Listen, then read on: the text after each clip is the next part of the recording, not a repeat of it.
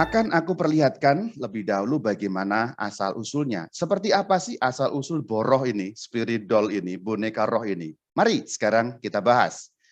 Ada beberapa versi memang mengenai awal kemunculan boneka roh. Kita sekarang mau ikuti versi yang paling umum.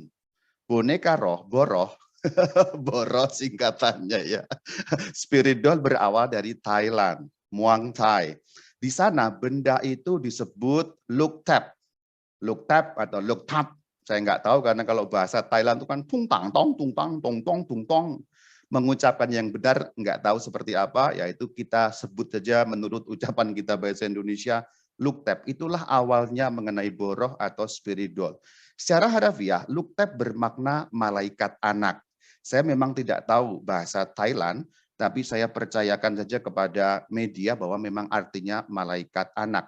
Tafsiran saya, kenapa di sana disebut malaikat anak? Karena malaikat terkait dengan roh anak ya yang terwujud di dalam boneka. Maka terjemahan luktep yang saya terjemahkan boroh, boneka roh, kayaknya memang sudah tepat seperti yang dimaksudkan oleh orang di Thailand sana.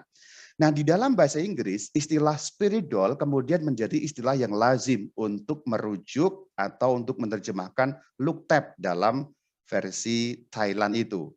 Kemunculan Look Tap di Thailand dikaitkan dengan seorang penyiar radio yang sekaligus juga penjual boneka bernama MN. Ya, saya pakai nama singkatan saja.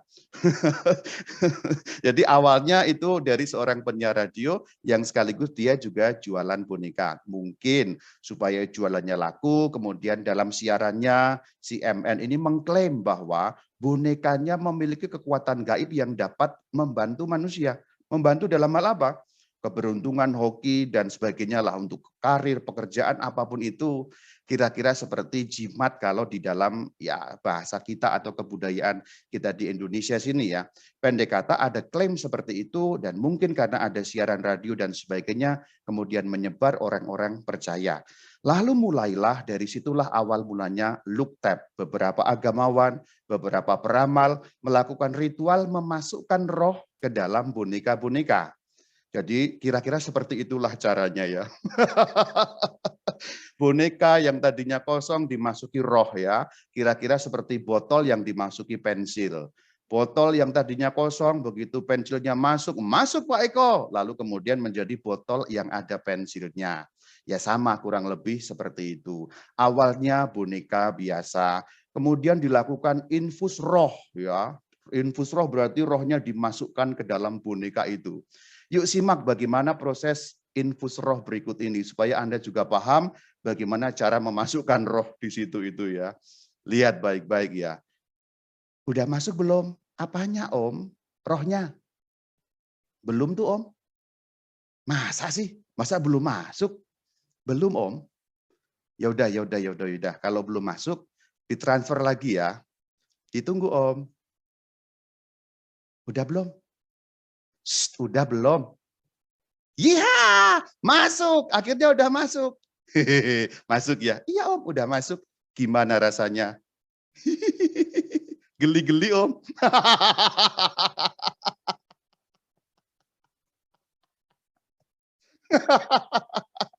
Bisa aja. Saudara-saudari ya kira-kira seperti itulah ya.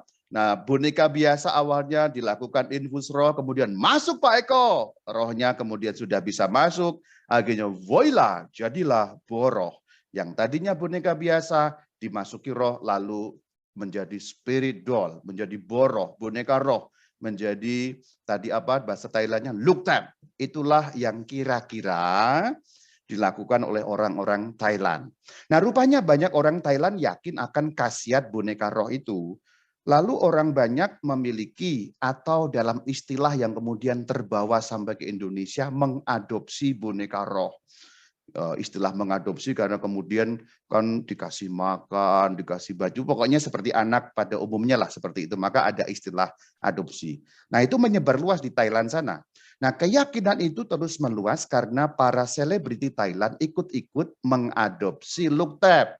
Kita tahulah kalau sudah namanya selebriti, kemudian dipertontonkan kemana-mana dalam arti di dunia nyata maupun di dunia virtual. Nah, karena itulah kemudian medsos tentu saja memperluas penyebaran keyakinan akan khasiat look tab tadi, bahwa hoki, keberuntungan, bagus untuk karir, bagus untuk segala hal yang bagus itu ada khasiatnya. Maka media sosial kemudian makin membesarkan itu, kemudian meluas, dan akhirnya look tab alias spiridol alias boroh sampai ke Indonesia Raya. Dan di Indonesia Raya menjadi trending topik seperti yang kita tahu. Itulah kenapa ruang virtual ini yang kami sediakan 500 orang langsung penuh dalam waktu sekejap. Biasanya kalau bahas Alkitab, di Sadar Katkit yang ikut paling 150 orang, 200 sudah bagus. Tapi ini belum sampai setengah jam, sudah langsung tembus. Dan sudah ada yang nelpon. Rama nggak bisa masuk. Ya syukurin telat berarti ya. Di Indonesia, perihal boroh ini menjadi perbincangan hangat karena melibatkan nama-nama terkenal di kalangan para selebriti. Saya nggak usah sebut namanya, kamu sudah tahu semuanya. Nah, di Indonesia berkembang aneka versi atau aneka persepsi tentang boroh. Ada yang bilang itu nggak ada rohnya kok. Itu hanya boneka biasa, pokoknya kita mengadopsi bla bla bla bla, nggak ada rohnya. Tapi ada yang bilang ada rohnya loh. Saya cukupkan, Shalom Alaikum.